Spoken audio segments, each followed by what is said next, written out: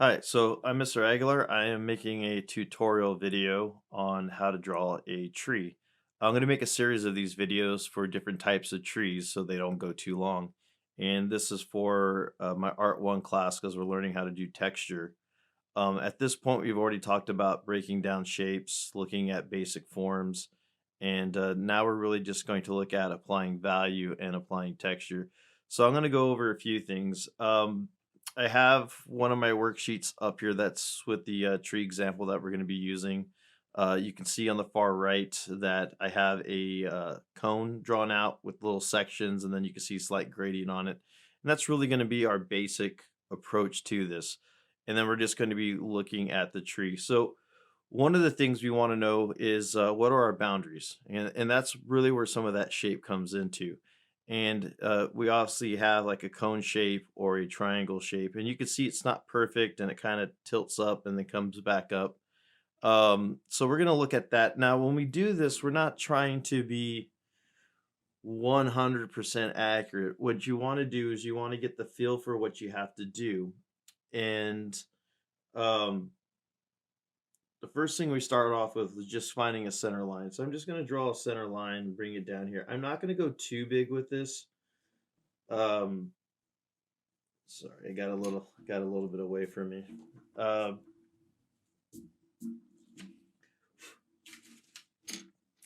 and I just want some kind of a placement for what we're going to be doing. Then I know my trunk's going to be somewhere down here, but I really won't indicate that till after I get the rest of this drawn in. So here's my tree, and I know I have this top part that's coming up, and it's right in there. There's a couple of things I want to mention. I'm going to lay out this basic shape first, though, and I'm just going to come in and lightly draw some of these shapes in that I see. And I just basically want to give myself a very, very light boundary. I'm not sure if the camera is going to pick up on it. This needs to go a little bit wider, a little bit wider. And then my trunk will come right around here. So I just kind of want to lay in a basic area or shape that I'm going to work in and out of. So we're going to be working in and out of this shape, but it prevents us from going like way over here, up here, or being stuck down here when we get to the bottom, or being out here when we get to the bottom. When you don't have some kind of basic shape or form put in, you don't have a very good idea of what your boundaries are or what your proportions are when you start doing the details, because you get so locked in on doing the details that you sometimes forget, okay, I need to, where does this branch go, how far does it go out, and that's the last thing I want to be worrying about. So now I have my marks for what I want to do, and then I'm going to take my attack. I'm going to attack this. First thing we need to understand, though, what is it that we're drawing? So up here, I'm just going to put a little demonstration. So when we look at these type of trees, they're evergreens and they have needles, and a lot of these are coming off just like this. And I'll be rotating this paper around so we can see it. And we're going to be coming in just like this right in here. And a lot of these trees, they have at least two other branches coming off. And again, you'll see,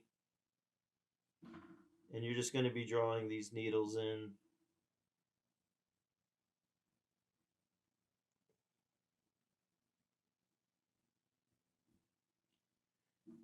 And this is that shape that you're getting. I'm going to zoom in just a bit. Okay, so these are the shapes that you're getting right here. And we want to keep that in mind. This is what we get with these little points, is it's this right here. And we see that all along this tree, and it's important to know what's causing these shapes on the tree. Like what's causing these shapes right here. And that's what we really want to focus on. So I'm trying to make sure I keep in frame. I'm going to zoom in just a little bit, so that's fine. Now what I want to do is I want to start laying out where everything goes. Now that I have my shape down, now I want to look at the tree. And again, I'm not really focused on trying to get every single detail, but I kind of just want to say, okay, where are things going to go and how do I indicate those? Um, and I think, let's see, I'm trying to figure out what I want to do here real fast. I'm looking at the camera and I'm looking at my paper, and what I want to make sure is that this is popping up clearly. So I'm doing short little strokes, and my short little strokes follow this pattern that's right here. So you have some that are going up this way and up that way. And when I do that, I'm kind of keeping that in mind. And I also know that there's other branches here, but I don't want to get too caught up in that because I could just sit here forever doing that. And I just want to go in and lay stuff out right now. So I know there's sections. So what I'm gonna lightly do is now that I kind of have like my starting point, I'm gonna come in and look at this and say, okay, where are some of my sections? And I have these little areas right in here. Sometimes I go very, very basic with students, and I'll tell them we're just gonna take this cone and we're just going to start going through and dividing it, and then that's what we're going to be going in and out of. Uh, and that's kind of what I'm doing here, but I'm going a little bit more advanced with this. But I do want to say, okay, where are those sections? Where is that stuff coming from? And I just kind of want to start segmenting that and then looking at my spacing. So I'm always aware of my negative space. So you see the negative space right in here. And you want to be conscious of that. You don't want to get too locked in on details right now. Basically, you just want to see, okay, what is that shape? And once I get that shape in, then I can start drawing the tree and it's going to start looking accurate. I tell my students, ghost your lines. Uh, I'm going to try to make them a little bit darker so you guys can see it here on the screen. That's the one of the biggest problems I have doing these tutorials is I'll say something and then I'm not going to do it. And that's because I want the camera to be able to pick it up. So if I draw too lightly, the camera's just not going to be able to pick it up. So I kind of have this shape coming in here. And then I have this part coming up. And again, you can see where this boundary is really coming into play. Sorry, I got a little update there. And this is why we put it in there. So I'm not going to try to be 100% accurate with, okay, this is a branch here. I just want to get kind of the shapes down, and I want to be able to show you guys like how can we lay this in and really get people to buy into the illusion. Pockets. Okay, trees are not solid masses. They have branches, they have leaves or needles coming out in different directions. Right now, I'm focusing on the sides and not what's going on in here. And uh, it's important to keep that in mind. I think one of the mistakes a lot of people make is they want to draw trees as a solid mass, and they really just don't exist that way. Other things people will do is they'll try to connect all of this on the outside. Don't. If there's a gap, leave a gap. It's something you can attack later. I just want to see, okay, where are my pieces coming in? And then the other thing I want to do is I want to make sure I describe my approach and some of the techniques I do because I have a habit of just doing stuff without really explaining it. And that is one of the things I am working on. Uh, I think student feedback is extraordinarily important. Uh, I don't know about every subject matter, but in my class, student feedback really affects how I teach because there's times where I just do stuff naturally and I don't even think about it. It's like kind of like breathing. And my students know, the students that know me know, it's like, hey Aguilar, how did you do that? You didn't really explain that. Oh, yeah, you know what? You're right. Let me do a better job. I don't really get defensive. And so a lot of my better teaching habits actually come from student feedback. I find the hardest thing I have about teaching is getting my newer, younger students to buy into that. My older students already know, the ones that have had me before. That's the other nice thing about teaching art. It's not a one and done. A lot of times I'll have the same students for 2 years, or I'll have the same students for 3 years, which is nice when they're great. We get to know each other. They make my classes a lot easier. The opposite can be true though. We students you don't want to have 3 years in a row. But even then, some of them have turned it around. It's not all bad. But so again, I am just going in and laying out the basic shapes, and uh, you can see where these sections are, and you can see where I kind of stopped. But at my point, I would still encourage students to do the sections. I'm fairly good at staying even and knowing, being able to see something and then kind of get the gist of it, not deviate too much. But again, so I started off with some sections just to give me a visual. Those are the sections that are going across here, just to break up this rhythm that's coming out. The other thing that's important, when I do this, I try not to look at the other side when I do this side, because both sides of the tree are going to be completely different. Like I shouldn't see this exactly over here. I shouldn't see this right here. So even though they have somewhat of a pattern, this side does not look like this side. I don't have this directly over here. And that's one of the big problems a lot of students have is they see the tree, they recognize the triangle, they recognize the cone, they recognize the divisions, and then they come here and they just repeat both sides the same. And when people look at it, it's like, okay, I know it's a tree, but anytime you use perfect symmetry in nature, it ruins the illusion. Okay, perfect symmetry does not exist in nature. Uh, nature is very random. There is no rhyme or reason. Okay, and now I want to explain what's going on here because it's looking a little bit scribbly. So, a couple of things. On the inside, you have branches that are coming here, and they are kind of doing this type of thing. So I want to put that in there. And then there's other sections where it kind of looks like it's going like this.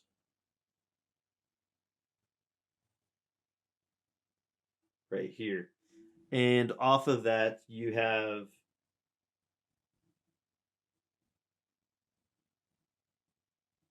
the tree sections doing that, and then right underneath this you'll have a shadow. um and that's a lot of what's going on the interior. So I don't really like to draw it all out because you can see where it starts looking a little bit scribbly, but I do lay some of it in. Like so, like for right here, I'm doing this, but just lightly. That's the other thing I want to point out is a lot of these lines are here just to indicate the overall shape. I keep them kind of sketchy because that is the subject that we're dealing with, right? It has all these needles coming out, so I want to make sure that I get that shape in. This is going to be in here.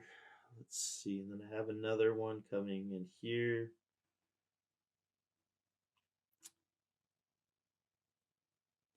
another one in here, and then I got a little piece kind of sticking out here.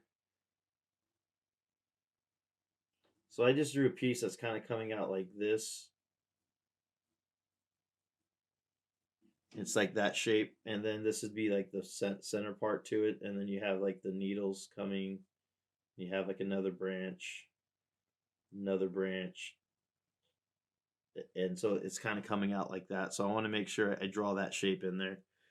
So again, it's like it's almost like an arrow. So I want to make sure I draw that. And this is the difficult part. I don't want to go like draw these dark shapes in here because then you lose everything. So there's little sketch marks. At this point, you have two options. You can either leave them or you can go in and start erasing some of these lines that are right here. I don't worry about the lines that are inside um, the sections that are drawn. I'm going into the empty areas, the negative space, and I'm erasing those lines. But you can see now how you're starting to get the tree. I'll leave these here so we can see them, and you can see that line going straight down. This way you can see how that border really helps keep us confined, and you can see how I'm going to lighten this up a little bit so I don't get confused.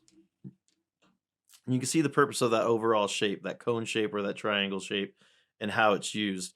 And now I want to look at, okay, where are my lights? Where's my darks? And one easy trick that you guys can do to finding your lights and darks is simply squint. When you squint and you're looking at something, what happens is you see the brightest parts and you see the darkest parts. All the midtones become kind of a blur, and you can see, okay, wow, where are all my shadows at? And where are those darkest parts at? And really look at it that way and say, okay, I know that a lot of this right here is in shadow. And if I want, I can come in and put a nice little light value. Here's one of the biggest things that mistakes people make. They see a dark value, they want to put a dark value in there right away. Don't, because that dark value has a lot of things going on in there. There's some darker patches in there, some lighter patches. There's textural elements, and I don't want to lose those textural elements, but I want to still see, okay, where are my shadows going? And I call this like making a map or a guideline. So I know all the shadows, the light's coming from above. So that means all the shadows are going to be below. So if this is my hand getting the light, I know that underneath is going to be a shadow because the light's sitting up here.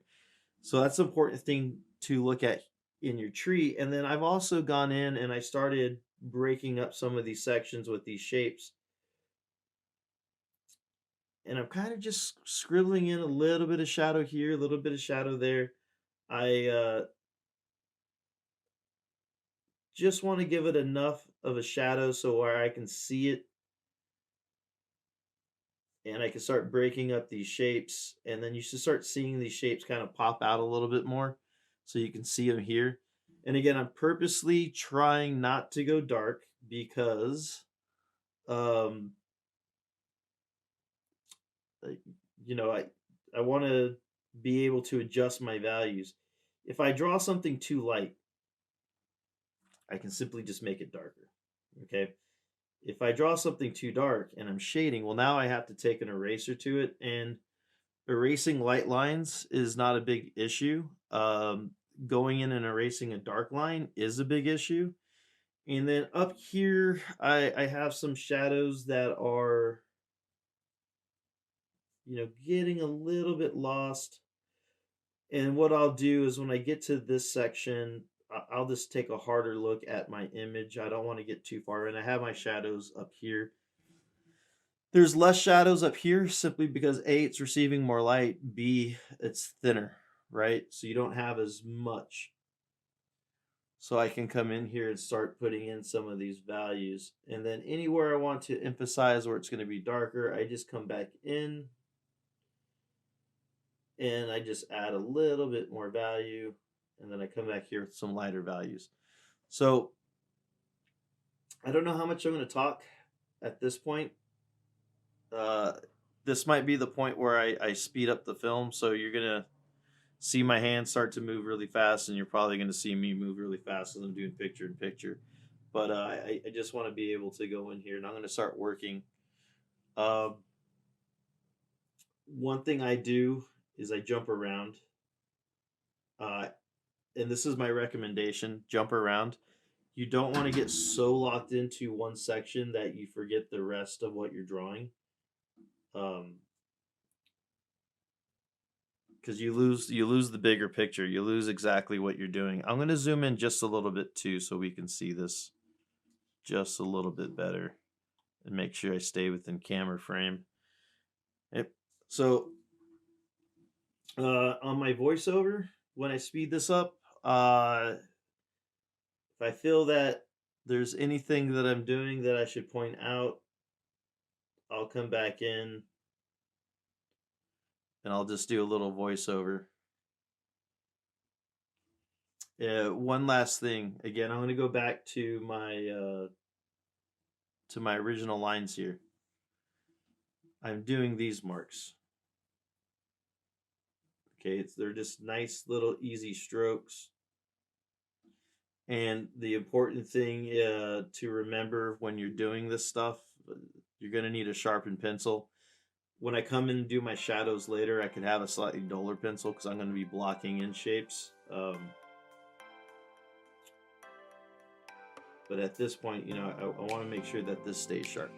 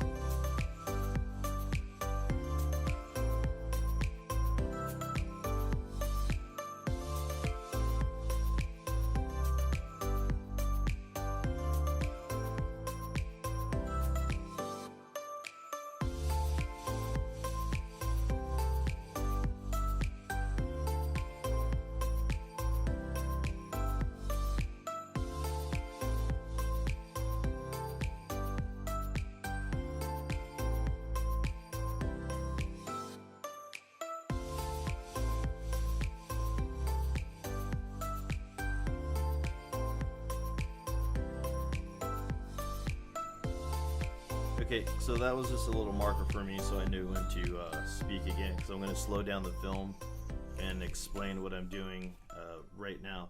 So now I have all my values kind of laid out. I have where my shadows go. I have my dark values. And for the most part, a lot of it looks a little bit scribbly. And what I want to do now is I want to go back through and I want to refine. For this section, I'm going to use a softer pencil, a darker pencil, so you can see it a little bit clearer on the camera. And my goal is to do two things. One, make my shadows a little bit darker, and then the second thing is the tree, right, where light's hitting it. If you look at the picture right here, you can see that there's a value on the tree. It's not white. And let's say you're drawing something like snow on the tree, and you're going to say, okay, there's big white chunks. Well, how to show a snow on a tree is you can't draw it like pine needles. You draw part of the tree in pine needles, and then you have these like big white sections that are going to be kind of clumpy and a little bit roundish, and those represent snow. So that's like a different lesson to go on after this. It's a little bit more advanced. And again, right now what I'm doing is I want to bolster some of my shadows. So I'm going through with a little bit of a softer pencil just to make it easier so I don't dig into the paper. I generally try to, for demos, to stick to just one pencil, but in this case, just for speed and efficiency, I think it's easier if I switch to a softer pencil to draw some of these darker values. One of the things I also want to point out is every time I add a value in here, I'm adding it in the direction of the pine needles. So if pine needles are going this way, I want to make sure that my shading, and I'm doing these little dashes again, right? I'm doing this. I want to make sure that this is going in the right direction. I don't want to do this going this way because the needles are going in that direction. So I kind of just want to go with the flow, and then I'm just looking at the gaps. I'm looking at, okay, right underneath everything is where my darker shadows are going to be. So when you move farther out and you get more light in, your shadows aren't going to be quite as dark. But what I can do is I can add some of these textural elements in here, and those are going to help break up that dark shadow, and it's not going to look like I'm going from like a clump of a shadow to something that is much lighter, right? I don't want it to have like a very noticeable transition. So again, just going into some of these areas that are in the darkest parts, it's important to notice that the light is also going to cast a shadow. The tree is going to cast a shadow on the trunk. And then some of that light's like coming from this direction because this side's darker, so that means the light's over here. That means this side of the trunk is going to be a little bit lighter. And if you notice, I did a little bit different texture with this. I did not take the same approach that I did for the needles on the tree, because this is bark and not needles. Same thing with the grass. So you have to be conscious, you know, what type of texture are you dealing with as you make a transition from the tree to the branches, to the wood, to the ground, because those are all going to have different textures. They're not all going to have this like pine needle texture.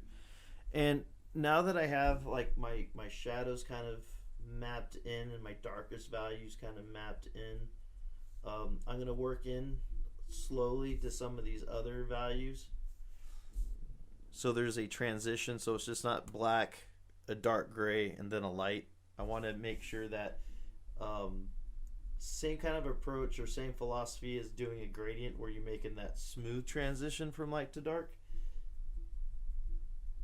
And it is important to understand, though, at the same time, you are going to have a pretty fairly dramatic shift when you go from something that's being hit by light to something that's in like the darkest shadows. Okay, they're always going to be that big contrast. And if I just stick to right underneath these sections, like just right underneath it, that's going to help sell that part's like, that's the deepest part of the shadow. And then some of these other areas, like right here, lights coming onto that shadow. So again, I don't want these white sections. So what I'm going to do is I'm now going to move back on my pencil. I'm going to be back here. And being back here, what happens is you create lighter strokes. Your strokes aren't going to be as dark because you have less pressure. But I can still do the same type of stroke that I was doing for my needles. And what I want to do is I want to come right back here, and I'm going to go into these sections of light, and it doesn't look much, right? It's like you probably can't even see it on camera. But what you're going to see is, more noticeably, is all these bright white sections, they're going to start disappearing. And a tree is matte, meaning a tree is not shiny. So you're never going to have like that bright white hitting a tree. It's never going to happen. That only happens to objects that are smooth, generally hard. So anything that is shiny, okay, is generally going to be fairly smooth. It's going to be fairly hard. So you're not going to have some of these other textural elements in there either. The biggest problem I get is, I call them ghost drawings. Students, and this is people who are beginning to draw, period, but in my case, students, they want to leave everything like white. Like they'll do this, they're like, you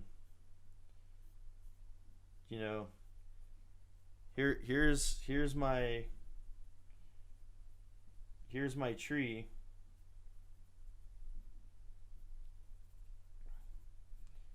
and then here's the ground, and like here I'm done with it, and you're like, well, where's all the texture, where's all the values? This is a ghost. Then there's no tree that you can see through, there's no tree that's white, there's no tree that doesn't have all these little shadows in and out of it. And I think that's the hardest thing for people to learn is, if I draw a tree and I have all these texture elements, there shouldn't be any white. You could purposely leave something a little bit lighter than it should be to create contrast. So if I'm drawing like a scene and I have like a lot of things going on, so let's say I have like multiple trees, I have some, structures, cabin, anything like that, a house. Yeah, I might leave some stuff intentionally lighter, but all in all, I don't want to have anything that's like stark white. So again, I just move back on my pencil, and then anytime I'm doing a darker stroke, I generally jump up here and then just move right back here to do the lighter values. Okay, so I think I'm gonna stop. I think this is pretty good for a demo. If I'm doing this for like a really nice illustration, again, I'm doing it on nicer paper. I'm not trying to get this done in a matter of 15 or 20 minutes. A lot of time I don't understand time, because I'll start drawing and I'll be like, okay, I took 20 minutes on there, and I look at the clock and really an hour went by. So I do tend to lose track of time. It's funny is sometimes I'll do these videos and I'll think, okay, wow, that's pretty good, like 15-20 minute video, and it's 45 minutes long, and it's like,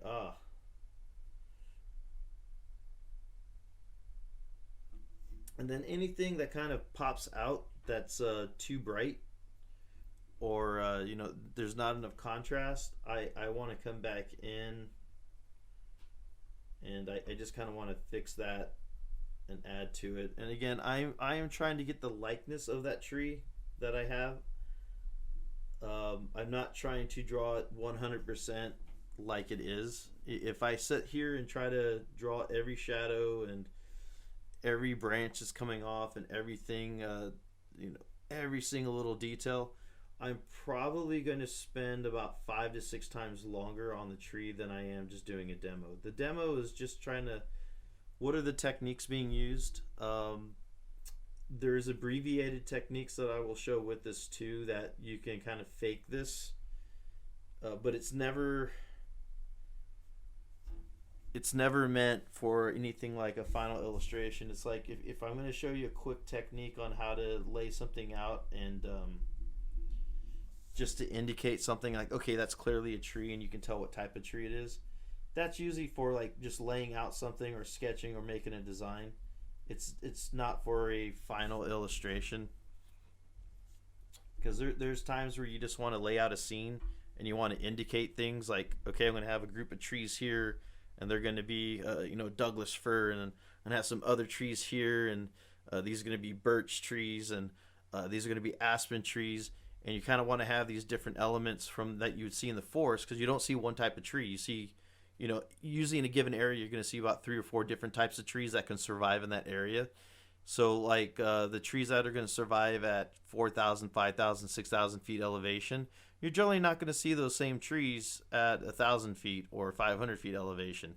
You're going to see different type of trees. So, like in the flatter area that I live in, there's a lot of oak trees, right? There's a lot of those type of trees.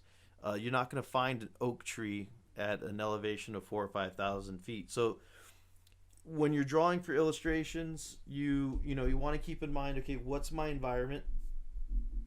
How do I keep my environment consistent? What's going to be in that environment? What's going to stand out?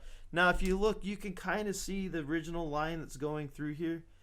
But when you start adding all that detail, it just disappears, right? Those lines vanish. Here I went through and erased it so you can't see it. But again, this is just a quick demo. I'm hoping the camera picked up all the values. Let me lift it up just a little bit so you can get some indirect light.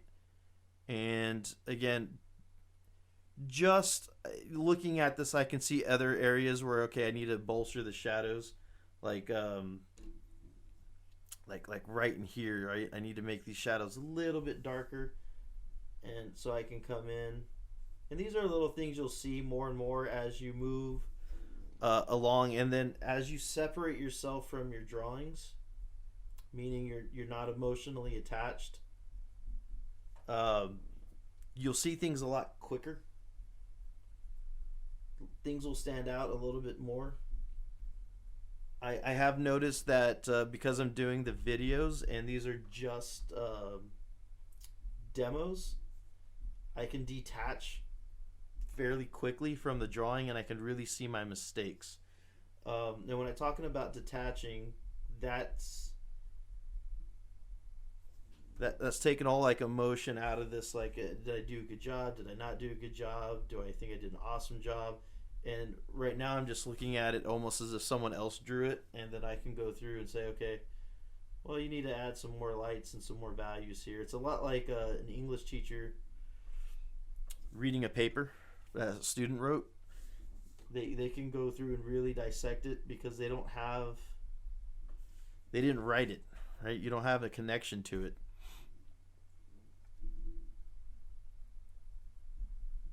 So I'm just going to stop, because otherwise this video is going to go forever, because I'll just keep going through and fixing all the areas I think need to be fixed. So I'm going to, remember, some of that section is going to be sped up.